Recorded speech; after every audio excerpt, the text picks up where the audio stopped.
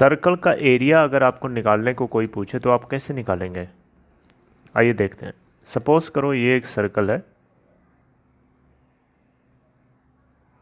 जिसका centre O है और जिसकी रेडियस है R। इसका नाम दे देते हैं A। हमें इस सर्कल का एरिया निकालना है। तो एरिया हम सर्कल का निकालना है तो हम पूरे इस सर्कल का निकालना है। ठीक है, जितना आपको ये शेडेड दिख रहा है पूरा, उसका एक फॉर्मूला होता है। एरिया ऑफ सर्कल का एक फॉर्मूला याद रखिए। एरिया ऑफ सर्कल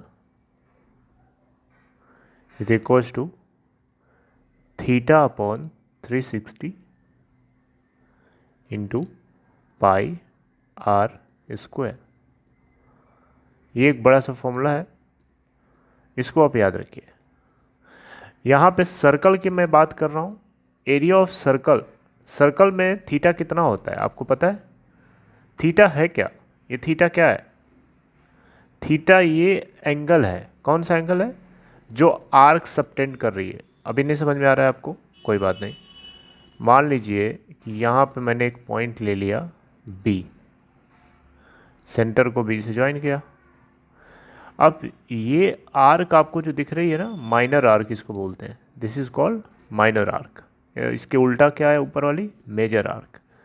तो मैं माइनर आर्क की अगर बात करूं तो माइनर आर्क सेंटर पे ये जितना एंगल बना रही है उसे हम थीटा बोलते हैं। लेकिन यहाँ पे थीटा क्या है? सर्कल के केस में, सर्कल में आर्क, ये पूरी आर्क लेंथ हो जाएगी ना, और एक पॉइंट के चारों तरफ कितना एंगल बनता है? 360 डिग्री। तो हम सर्कल के केस में थीटा हम क्या रख सकते हैं?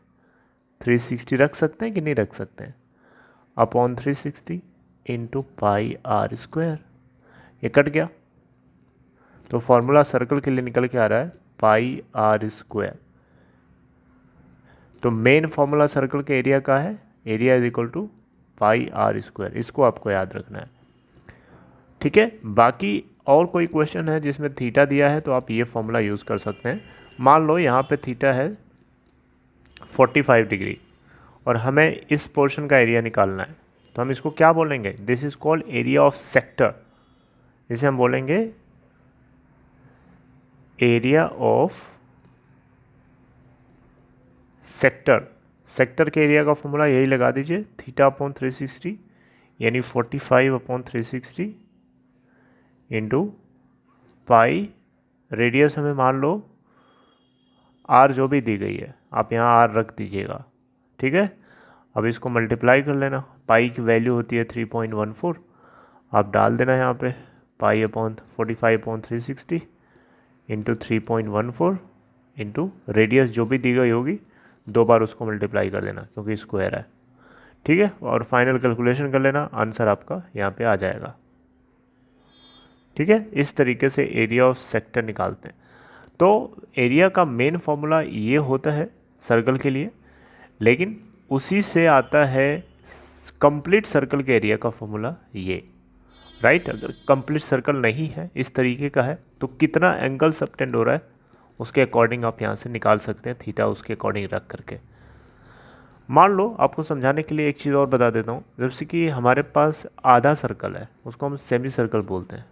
ये सपोज करो सेंटर है सर्कल का और कुछ इस तरीके का एक सर्कल है जिसको हम सेमी सर्कल बोलते हैं। इसका हमें एरिया निकालना है। तो सेमी सर्कल के लिए ये आर्क लेंथ कही जाएगी कि नहीं कही जाएगी बताइए?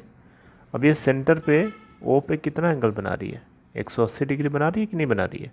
तो इसके लिए एरिया का फॉर्मूला लिखोगे 180 upon 360 into pi R square. अब ये काटेंगे तो 2 आएगा। तो सेमी सर्कल के लिए एरिया का फॉर्मूला निकल के आता है पाई आर स्क्वायर अपॉन 2। ठीक है, तो आप इसको याद रखिए और इस तरीके से आप अपने क्वेश्चंस को कर सकते हैं। ठीक है, मैं एक बार फिर से रिमाइंड करा देता हूँ। एक सर्कल है जिसका सेंटर O है और हमने एक आर्क कंसिडर करी है AB। यहाँ पे AB सपोज करो थीटा एंगल बना रही है यहाँ पे, तो उस केस में एरिया ऑफ सर्कल का फॉर्मूला होता है theta upon 360 into pi R square. बड़ा सिंपल है। थीटा यहाँ पे क्या है, वो आर्क लेंथ कितना एंगल बना रही है सेंटर पे।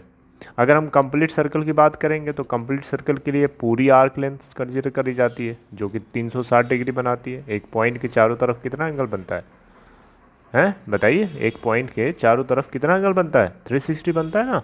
तो 360 upon 360 into pi R square. तो एरिया ऑफ सर्कल का डायरेक्ट फॉर्मूला आप ये याद रख सकते हैं, पाई आर स्क्वायर। और इसी फॉर्मूले को यूज़ करके चाहे आप सेमी सर्कल हो, चाहे क्वाड्रेंट हो, चाहे कोई सर्कल हो या सर्कल का कोई पार्ट हो, आप इस फॉर्मूले से उसको कैलकुलेट कर सकते हो। ओके, आप देख सकते हैं। ठीक है, ओके, थैंक यू।